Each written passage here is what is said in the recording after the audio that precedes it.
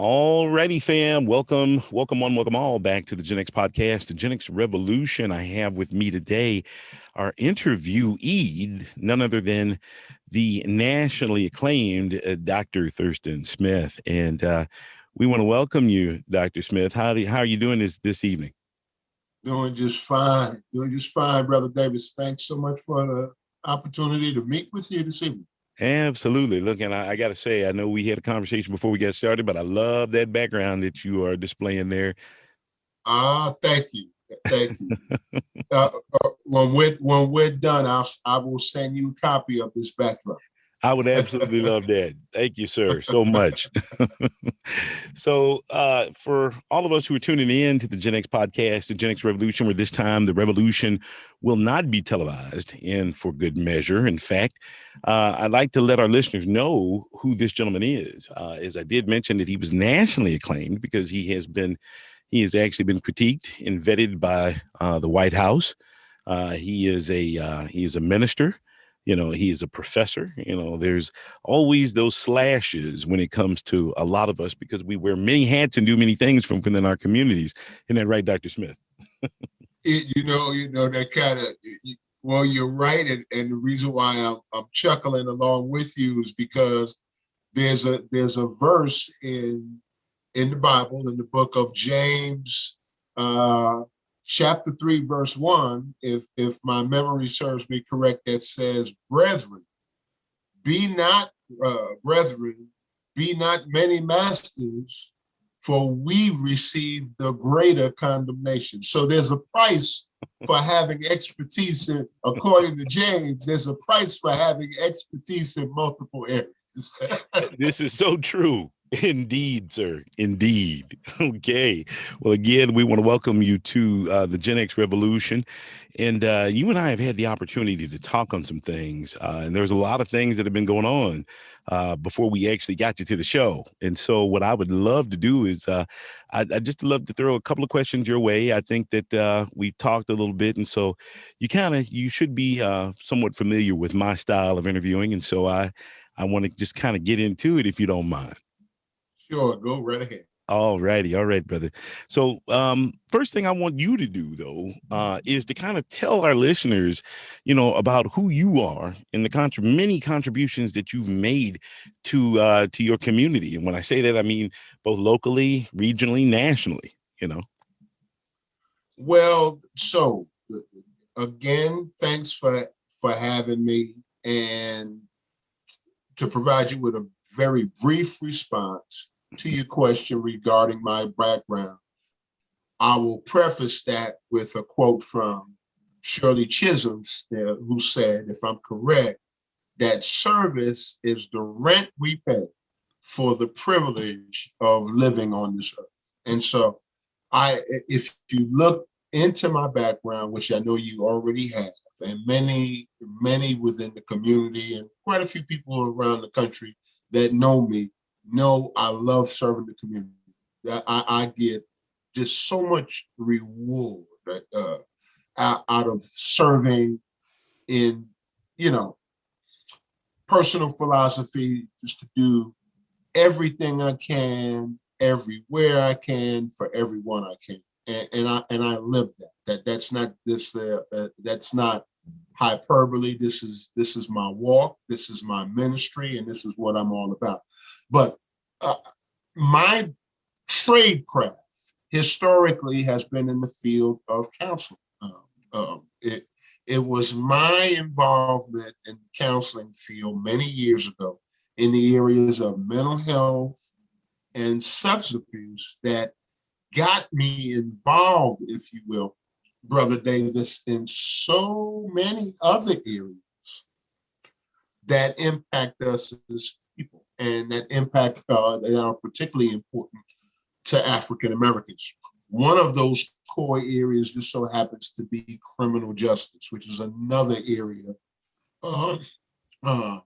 that is very important to me, and I'm very passionate about it. And so I have made it my business to involve myself, not just because I care about the condition of my community and my fellow man, but also because I want to learn as much as I can about how do I go about, and I think you would appreciate this. Mm-hmm. How do I go about making the greatest impact to the greatest number of people within the community, and learn at the same time? So as a result of that, I have involved myself. I've served on a variety of boards, and I've been appointed to a few commissions by a few governors. I serve on the State Board of Corrections. I'm serving my second term in that capacity. I've served 3 terms on the Shelby County Juvenile Justice Consortium. I was appointed by the county mayor and the Shelby County Commission 3 times to that capacity. Also was subsequently was elected as the chairperson to that body. I've also served in as a reservist. I also served quite a few years in the U.S. Army National Guard. Went to basic training at Fort Benning, Georgia. Ended up retiring, being hired in the area of mental health by the U.S. Department of Veterans Affairs. I retired from the Department of Veterans Affairs a couple of years ago. So I've got some background in federal government, state government, county government.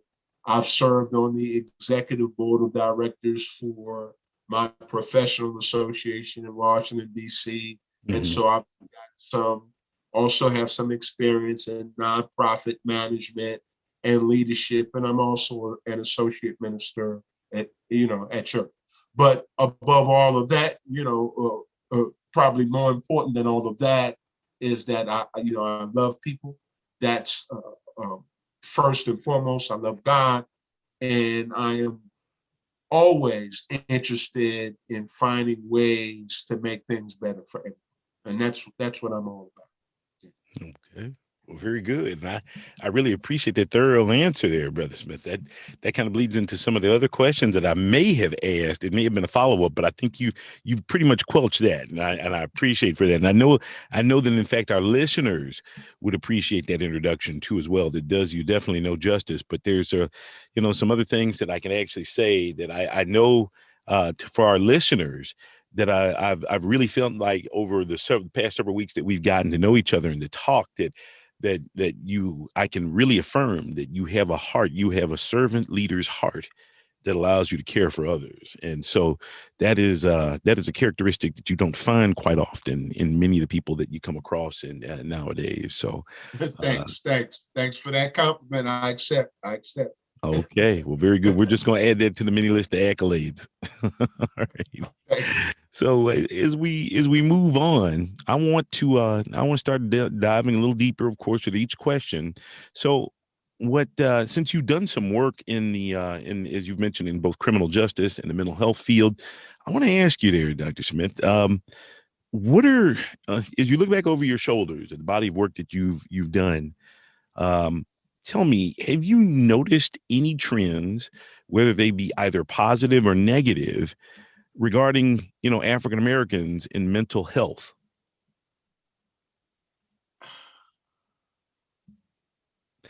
Any positive trends? Any positive, all right, any positive or negative? Okay, Yeah. so all right, so exactly. All right, so here's one positive trend, and I'm able to glean from this pretty quick, because it just so happens that a month and a half ago, maybe 2 months, maybe 7 or 8 weeks ago, I hosted a community education forum entitled Community Conversations on Substance Abuse and Mental Health in the Black Community. And in doing so, I did, as I often do, I did a little bit of research. And so, per the U.S. Department of Health and Human Services in Rockville, Maryland, the data has it is that even though African Americans still struggle, so there's both a pro and a con all in the same data.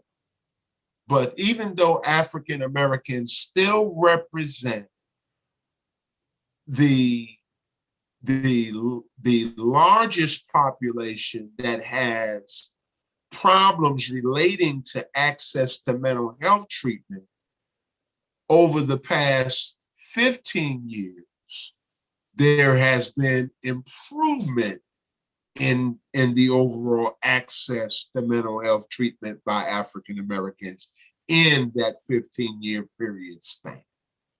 So you've got both a pro and a con all contained within the same data. Mm-hmm. So there's an example. Well, one of the other problems that we also identified, which was a critical discussion point during this forum, is, and both of which are directly linked to the access to treatment paradigm, as it relates to African Americans, is number one, African Americans represent the number one group in America that's likely to be misdiagnosed. Okay. So this is precisely why we need culturally competent providers, and to a large extent, that really means that to a large extent, let's cut to the chase, Brother Ron. That really means we need more Black mental health practitioners in the field. Okay. Number two, African Americans who are in need of mental health care, generally their predominant or primary point of access. And when I say predominant and primary point of access, I'm talking about where they first present with their problem, with the presenting problem relating to their mental health conditions, is often the emergency, which is not the place that they should be, where they should be going. Number three, there is still a ton of stigma that permeates throughout the Black community as it relates to mental health. And when I say mental health, by and large, when I use the term mental health, you can also, in most instances, include substance abuse within that framework. So part of this information I'm sharing with you, although it's grounded within vetted statistics, some part of it is anecdotal. But just because it's anecdotal, right, doesn't mean that it's not true, A, and B, doesn't mean it's not valuable. So part of it is anecdotal because I get to say that because I've been working in the field for so long. I speak with providers of mental health care all the time, and I interact with mental health patients and clients on a regular basis. And so I hear the stories all the time. And so that's why I gave you, I gave you valuable pieces of information that both come from reliable research sources, but also included some anecdotal information in there as well to validate the research. Okay. No, yes. I appreciate that. Thank you. I know that a lot of our listeners are going to kind of be scrambling to Google some of the words that you've or the phrases that you've used. But one thing in particular I wanted to see if I could get you to break down into layman's terms would be that misdiagnosis. So kind of take us down that wormhole a little bit for our listeners. Well, What is that? so Go ahead. You know, I just got off a Zoom meeting 45 minutes ago before our interview that's occurring right now, where a program in the city of Memphis was reaching out to me about helping them with their youth program that's trying to essentially do two things, is trying to reduce the juvenile delinquency rate within Memphis, but they also recognize, because of their research, that there's a clear and direct link to between juvenile delinquency and from juvenile delinquency and mental health problems. So here is another example where I get to kill two birds with one stone with you. The majority of juveniles, so right now I'm speaking pretty much exclusively about African American juveniles. The majority of Black juveniles that find themselves either in the juvenile justice system or knocking at the door of delinquency, that whole school to prison, that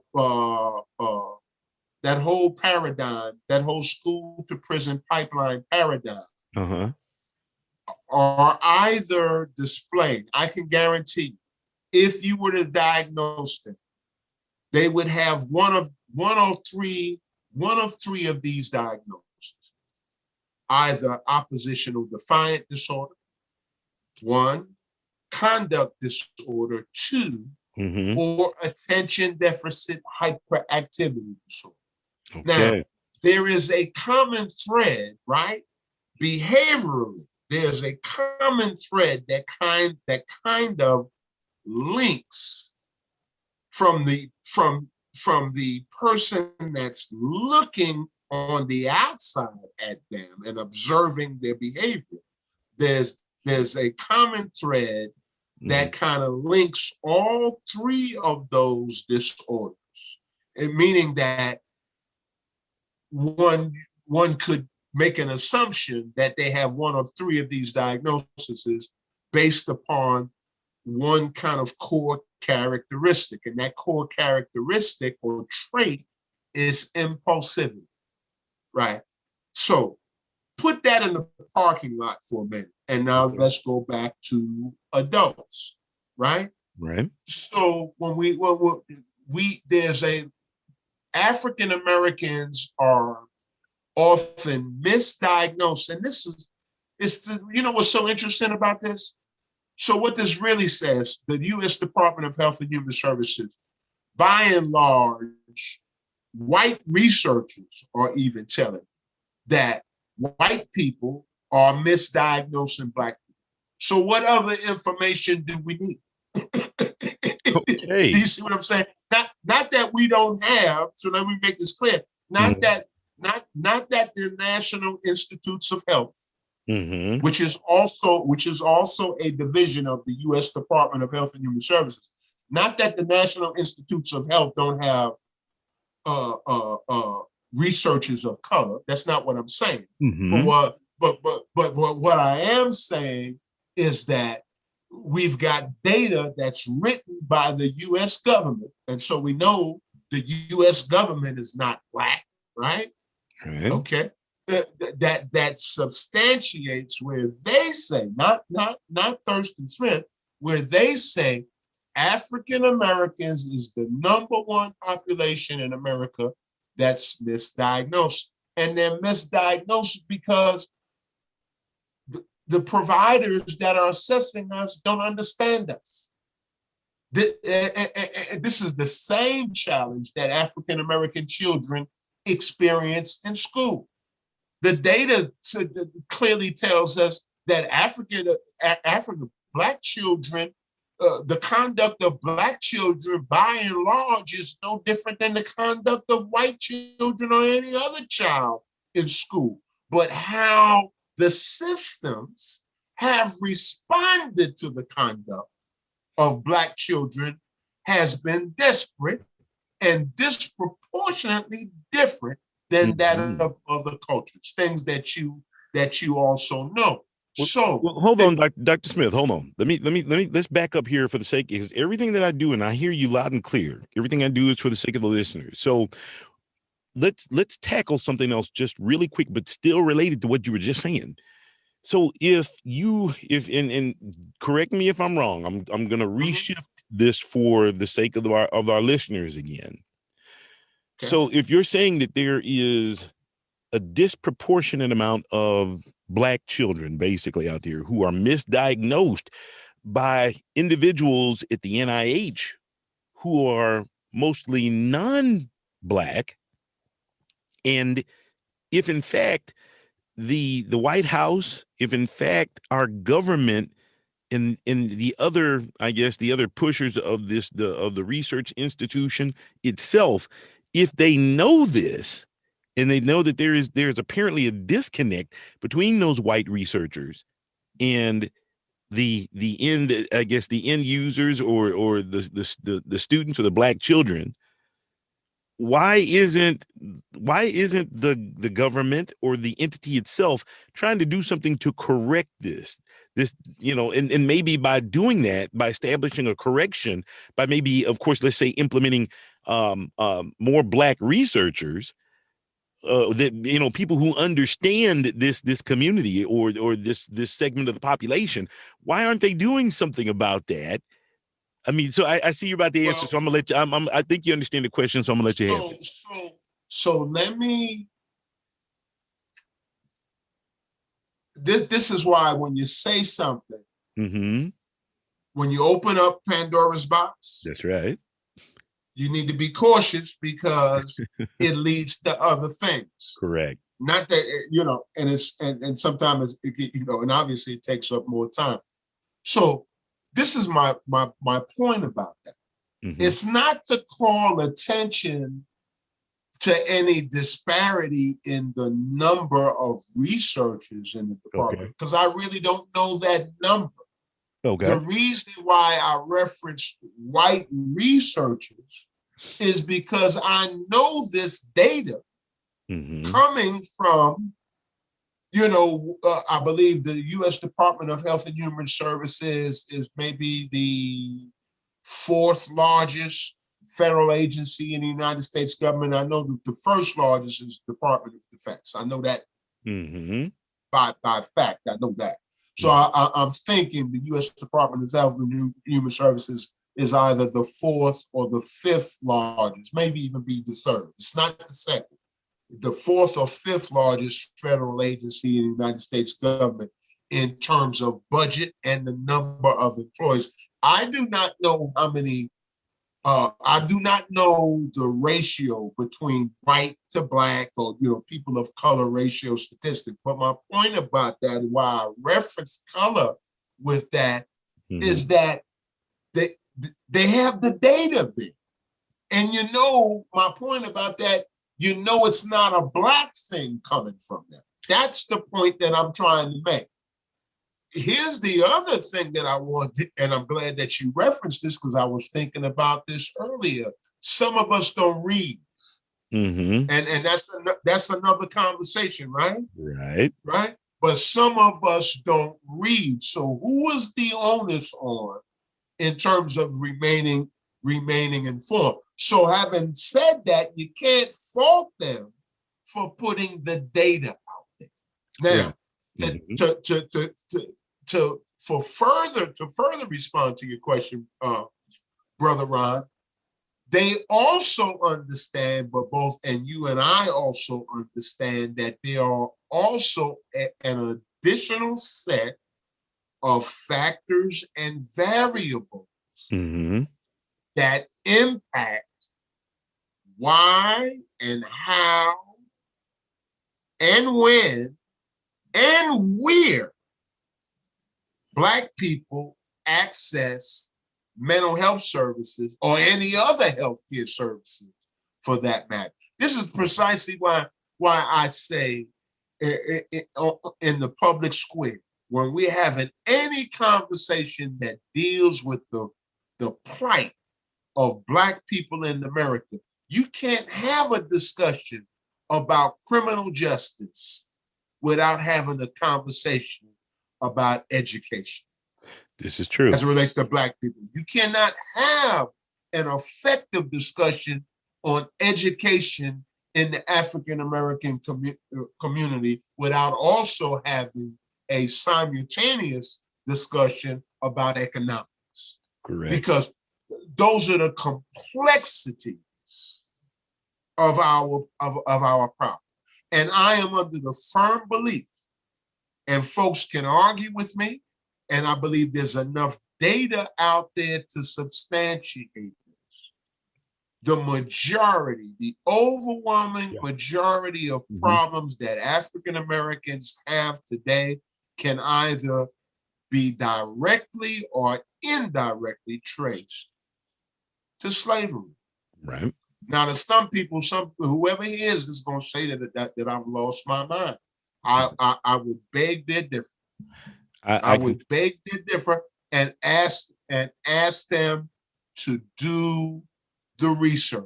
Even when we look at 19, and you hear folks say, well, that was a long time ago. Oh, really? So let's look at Franklin Delano Roosevelt's New Deal, 1934 Housing Act. That was the stimulus act of that era, where they drafted policies to stimulate the economy by giving loans, home loans, refinancing opportunities only to certain communities. And they actually wrote this is when racism was open and vibrant during that time. Right. Actually wrote in black and white to avoid lending to Black people. This was written literally in that fashion. So avoid these risky groups. And so you got to understand, in order to build wealth, you have to have one of three things. You either need to own property, you either need to own a business, right? Or you need to own stock. We don't get to pass wealth on. One of the fundamental wealth building mechanisms that we have in America is home ownership. And I know you understand. Correct. And that's why that's important. So you've got generation after generation. And how many generations exist from the era of 1934, from Franklin Delano, from FDR up to now? What is that, 4 or 5 generations impacted just from his policies? Correct. Okay. No, I'm Brother Smith. I'm going to have to interject here because I'm glad that you're actually touching on this. You're actually touching on a lot of these pieces that I was going to ask about in some of the forthcoming questions.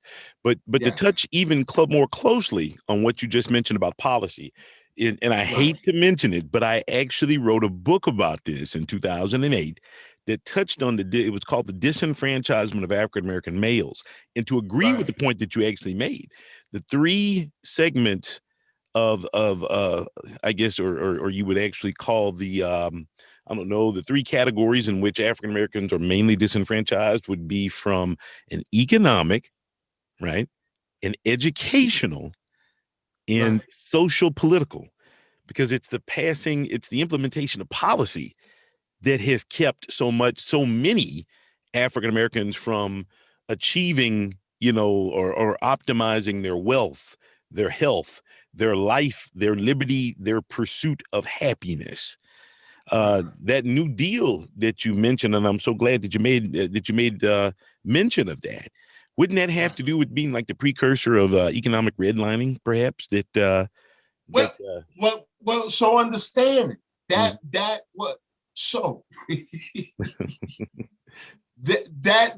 was the beginning of what. So you have to understand. Yes, that was the establishment of redlining. Is the father, and it is the father and the precursor to what we understand to be today as gentrification. Correct. We need to understand that and where that comes. This is why public policy is so very important. Very important. And folks need to understand the relationship between politics and public policy. If I can quote Jesse Jackson, the body politic is merely a means to an end, right? Right. Now we got to understand what that end may be, right? Because for some, politics is the dynamic aimed toward influencing people to help shape, influencing people to help shape thought and policies surrounding a given area, with the ultimate goal of either resolving a problem, mitigating a problem, or preventing a problem. I actually like the way you said that. and so, but policy, public policy, and and I study, I have a degree in public administration, and public policy, right? People must also understand is any action or inaction regarding a particular social problem. Gotcha. So actually doing nothing at all is a public policy position. Yeah, this is true. Not responding to the people's cry, right, is a public policy position. And we all really need to understand. This is why we need to care. This is why we should not ever become complacent about voting. This is why we should not become complacent about staying woke and being cognizant as to what's going on around us and who our leaders are. On a local level, on a municipal level, county level, state level, and national. And all of these things interact with each other. But I need to tell you, I'm really excited right now, Brother Ron, because I really want to get into the conversation with you about all things criminal justice. We're heading that direction. And one of the things, though, here, Brother Smith, that I had to that I've come to a realization upon hearing you talk now, because we're about 20, 30 minutes into the interview, is that we're going to have to do a part 2 to this interview. Everybody keeps doing that with me. The last podcast, folks that interviewed me on criminal justice, they said they enjoyed the discussion so much that they turned right around and created a part 2. I said, wow. Yeah, we're gonna definitely have to do that. And I'm just letting you know that, because one of the things I wanted to chime in to you about is what you said about politics, like doing nothing. Politics is as I've once heard, I believe it had to be been in a class on policy, is that the belaboring of an issue until it is no longer relevant is one definition of politics. That's right. and to quote another individual who I believe he was a writer, who said that is that evil flourishes when good men do nothing. Absolutely. And we see examples of this over and over and over again. And obviously you're the host and you're the moderator and you're the one asking the questions. And I know you told me we'll get into this when we get when we get to it. Mm-hmm. But this funny thing, I just served on a panel the other day dealing with criminal justice, and were some very distinguished panel members, the county mayor and the county sheriff and some other dignitaries, and that kind of thing. And you know, I have a great relationship with the, you know, with the county sheriff, and know his character, know who he is, you know, all of that kind of stuff. But we need to be like really clear about this, right? The police have not been friendly to Black communities. And I, you know, and that's like putting it like really nice. Yeah. That's number one. Number two, listen, so let me share this with you. My father was the New York City law enforcement officer, right? I never forget, my friend and I went to Flatbush to buy a pair of Pro-Keds. Pro-Keds were back in style during that time. My friend knew where to go. Now, I'm from the East New York section of Brooklyn, so we had to get on the train. My friend knew where to go. So we got up the train. He knew the street and everything. So we got down maybe a block down, and we started hearing all of these, you know, the N-word, and we knew it was, you know, a bunch of white guys. Get that F out of here, N-word, you know. So we finally made it to, you know, to the store. They didn't have any of our sizes. So, you know, it was a bad night for us. So now we had a dilemma, right? Because how are we going to get back to the train station? For us to go in any other direction was to put us deeper into their community. So the only logical thing we had that to do was to go back to the train station, but to go back to the train station from the opposite end of the street, hoping that we could bypass those guys. We didn't come anywhere near close to bypassing them. Those guys got on foot, they got in cars, they got on top of cars. They pinned me and my partner down, and it was brutal.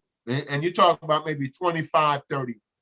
The last thing I remember is that I had, somebody was holding me down, and I had a 38 caliber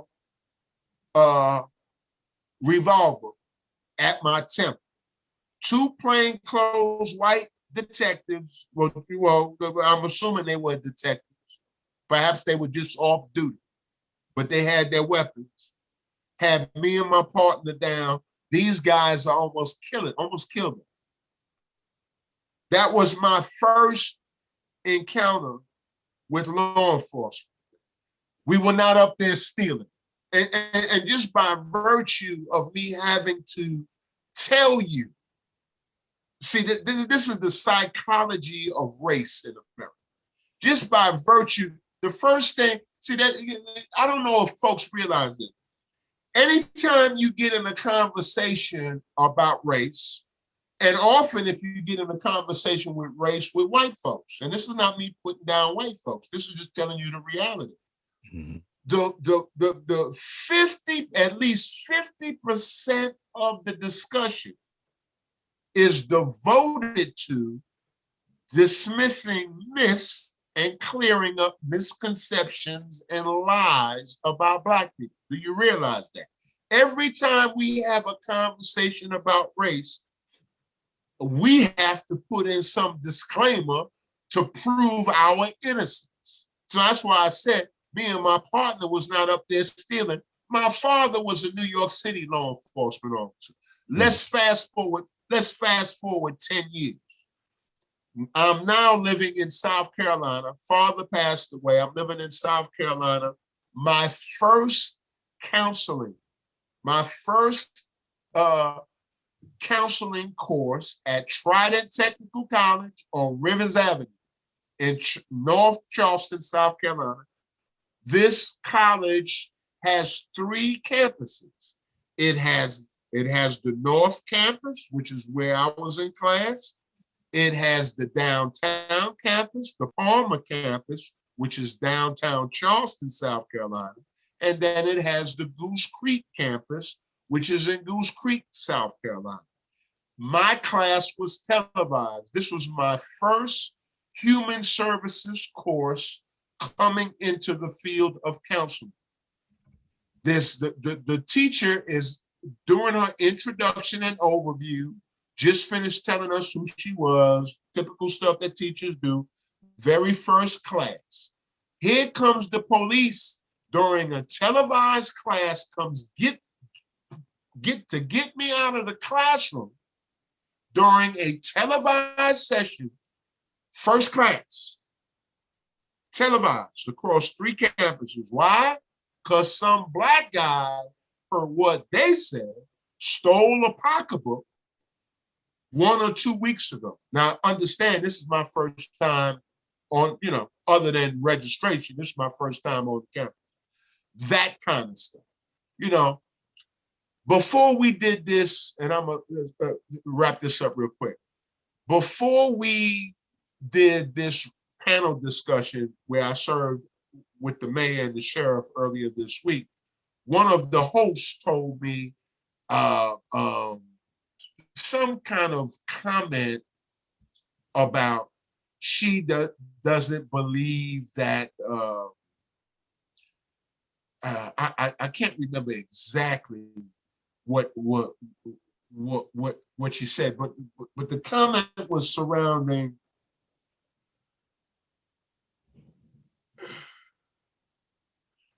so let me put it to you this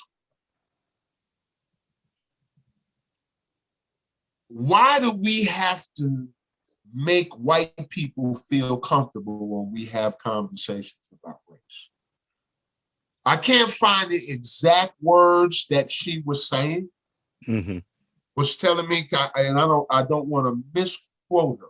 It's more important for me not to say anything, right, than for me to misquote her. But that was the essence of her conversation. I'm not interested. I'm not trying to make anybody my enemy. But why do we have to continue to have a conversation about the trauma that we continue to experience? And when we talk about it, we have to talk about it in such a way to make white people feel comfortable. Well, I tell you what, I know it's a rhetorical question, but I can tell you it's a very legitimate question. And, right.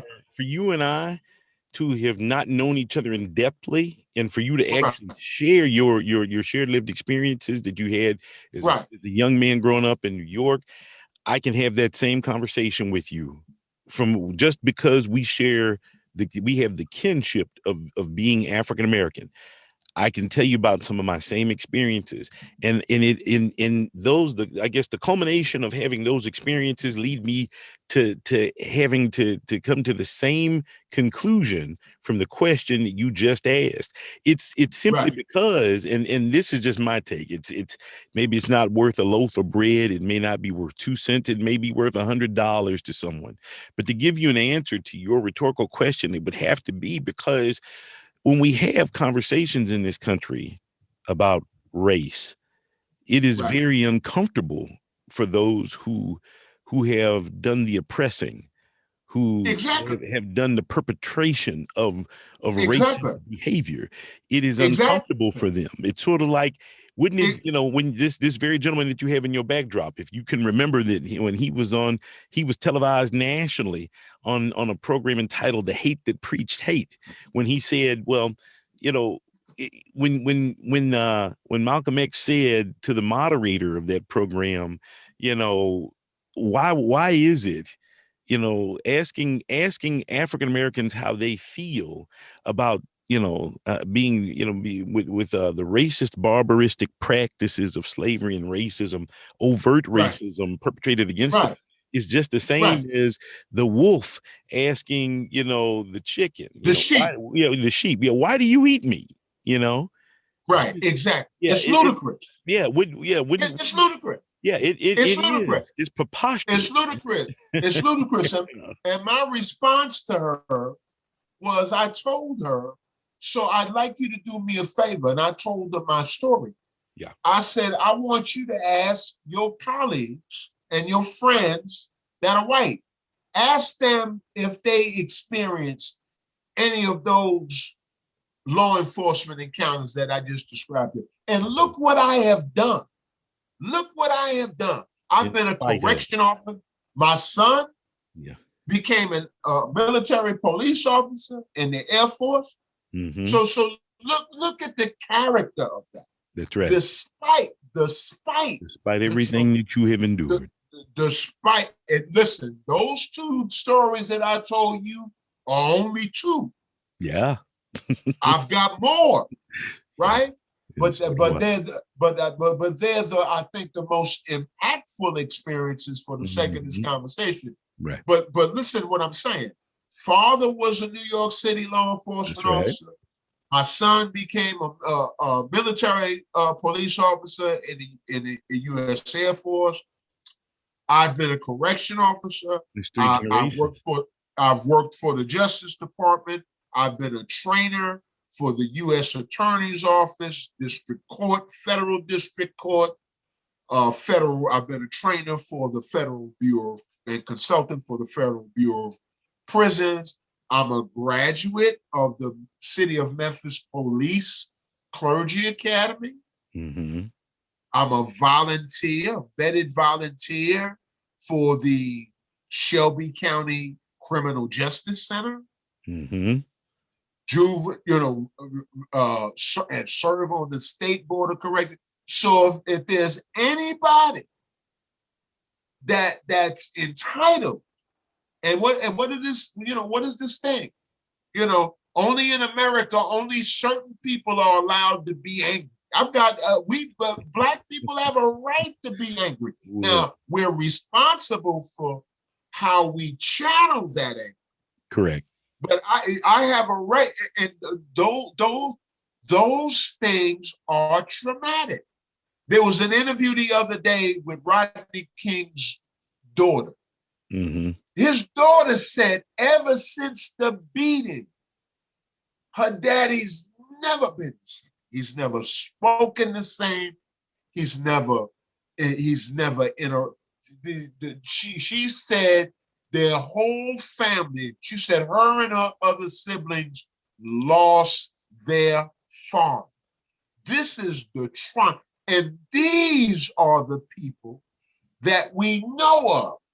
Correct. That have been brutalized by racist white, it is. Not racist black cops, racist white police officers. Just plain and simple. Let's just call that what it is. Let me say this to you. Well, Brother Smith, what I got to do is I need to bring us back and do one more question before we run out of time. Okay, I do appreciate where you're taking me, but that's why we're going to do it. We're going to do a second session, but I want our listeners to get this. I want our listeners to get this question because I think that it's vital to what you're talking about right now. Okay, so just hear me out on this. Now that a verdict has been rendered in the George Floyd case, can African Americans begin the healing process psychologically? So sort of what you were just talking about, that we carry the scars of all this overt racism. We had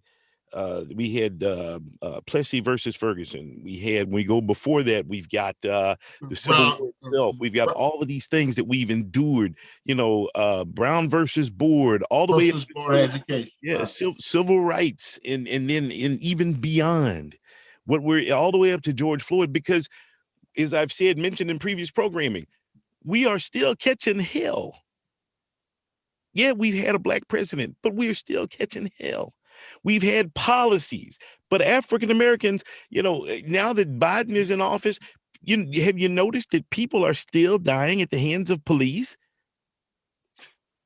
This is. You want me to answer your question? The answer is absolutely not. And this is my question for your listeners and your viewing audience. Mm-hmm. What are you celebrating? What are you celebrating? We are always, we got to get away from this symbol.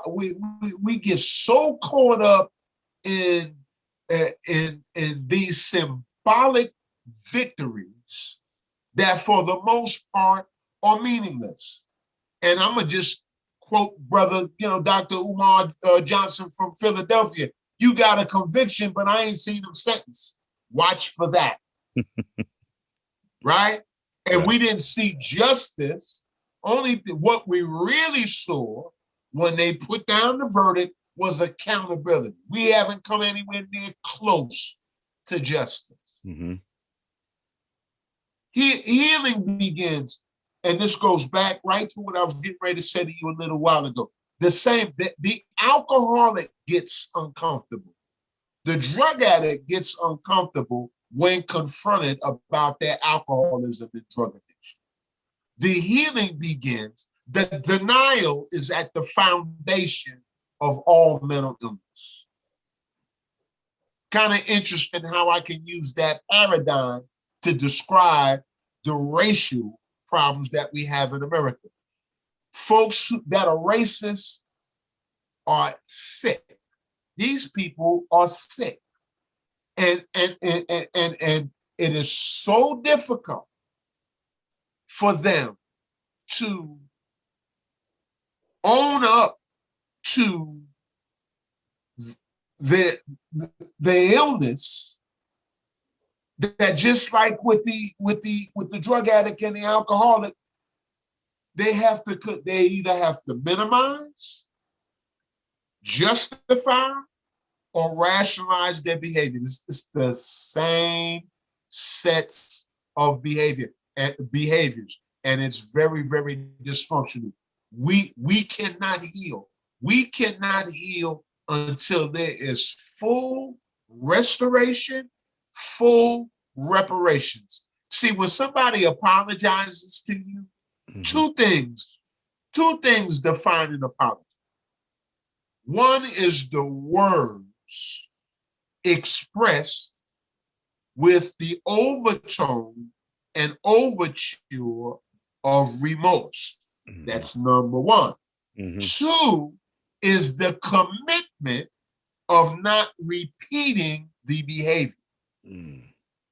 Okay? We get half of the first one, not even a full first one, half of the first one, and none of the second one. It got folks dancing in the street over some verdict. Black people always get caught up into all of these all of this symbolic feel-good stuff that does absolutely nothing for us. You better. So here's my thing to Black folks about the recent verdict on April 20th.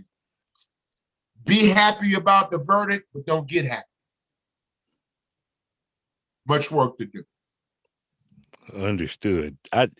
I thoroughly appreciate that answer there, Brother Smith. I thank you for it. I know a lot of our listeners are going to be educated by what you just said. And I thought that even though you were leading up to this very point, I figured that I had to get that question in for the sake of this interview and the sake of our listeners and our viewers. So I think one other thing I'd like to slide in before we close out our interview mm-hmm. for today is I've already mentioned there is going to be a part 2 with you. Is that we've got to I've got to bring this quote in, and I came prepared to get this quote because the quote is brilliant in itself. Okay. And I got to get this. You mentioned this in one of our previous conversations. I'm going to give the quote back to you. You said, quote, "Black men are suspects in their own murders." End quote. Yes. Black men are suspects in their own murders. Elaborate. The only group of people. And we saw examples of this in the George Floyd trial. It's perpetuated in the media. Dr. Randolph Parks, a Black psychologist, gave me some of his empirical research, some of the work that he did to help supplement the presentations that I've developed to deliver to Black youth in Memphis on teaching them on how to respond during law enforcement encounters. I mean, look at that. I mean, just by virtue, you know how that angers me. That we have to go through all of this stuff to teach our children on how to deal with a group of people that are supposedly sworn to protect and serve. But the media, one of the Dr. Ponce, if I can quote, use an excerpt from one of his articles, from one of his written abstracts on the same subject, one of the quote, one of the predominant sources of misperceptions about Black males being violent and criminal and all of the other stuff you can think of, one of the predominant sources is the news media, unquote. We've got examples of that with the recent shooting of the girl that was shot, the kid that was shot in Chicago last week. Want to call the kid, news media calling the kid an adult. Black female teen gets arrested. The news media conveys them as an adult. You got the boy that just did the white boy that just did the mass murder, the mass shooting 1 or 2 months ago. The news media, first thing they talk about is he's got mental health problems. Well, let me share this with you. Anybody that goes on a rampage, a shooting rampage, including police that are out of control, need their head examined. Anybody, and you see what I'm saying? Right. All of these people are diagnosable for some type of mental health condition, at the moment when they're perpetrating those behaviors. But there's a different messaging system as it relates to Black people that's totally different from white folks. Totally different in America. White boy goes and Columbine shooting. The first thing they started examining. Well, he was a good kid, and a Black kid with a cap gun. The Black kid gets murdered, and you're vilifying the Black kid. CNN. I was listening to my great friend from South Carolina, great friend of mine, CNN political commentator Bakari Sellers on CNN this morning, discussing the same subject, said that him and his wife don't even let his kids play with toy guns. And he was not joking. Mm-hmm. Same kind of thing. Correct. Our whole lifestyle has to be reshaped and readjusted because we live in a dysfunctional, racist society. And that's absolutely profound. Black men are the only group of people that are suspects in their own murder in America. It's like you're examining, you're tracing the footsteps of the person that's the victim. And they do it so methodically, so strategically, so skillfully, and they do it so frequently that we begin believing that lie. We begin buying into that paradigm. That's why that sister before the Public Forum on Criminal Justice the other day was coming to me with this crap about, not all white people and all of that. I said, come on, give me a break with that. And I know I went on a tangent a little bit, but I hope that makes sense to you. Oh, no, it makes perfect sense. It makes, and I'm sure it's going to make perfect sense to our listeners too. And the last piece that's connected with that is there is a direct link, Brother Davis, between the information that I just shared, just responding to your question, mm-hmm. and Jim Crow laws and black codes. Ever since black people were given even the semblance, right? The semblance, because we're not free now. Freedom is an illusion that we have in America, right?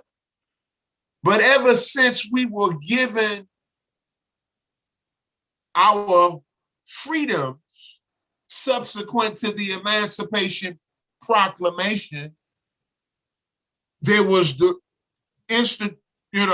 implementation of these black codes and the black codes turned into Jim Crow laws, which is all the same thing. And that's why we got now Jim Crow 2. Yeah. I mean, these folks are serious, man. These folks are serious. I need to share this with you. I had an opportunity to go to South Africa to do some work for the South African government. Beautiful place. Absolutely gorgeous. While I'm there, I'm observing the culture. And I learned a couple of things. That they have essentially four racial groups there. They've got blacks, they've got coloreds, they've got whites, and they've got Indians. I'm gonna focus on the blacks and the coloreds, right? I'm not considered black in South Africa. People black of my complexion fall into the colored category. Only dark-skinned black people there does it say black on their birth certificate. So it's funny, while I'm there, I'm observing not just the esteem of certain people, but how they carried themselves and how they dressed and kind of their socioeconomic status within the framework of the country and the governmental system. And I kept saying to myself, something seems very familiar. Something seems very familiar. and I'm scratching and then finally it hit me. I said, well, I'll be there. The same people that set up the system of racism here in America did the same thing in South Africa. And it's kind of funny, I'm listening to folks in here in America talking about, you go back where you came from. That's their land. You are controlling them in their land. Mm-hmm. The West Indies. These are all islands of color. All islands of color. If you look at the African diaspora, if you were in Liberia and you threw a matchbox in the water, the natural current would take that matchbox all the way south, all the way north, past the West Indies.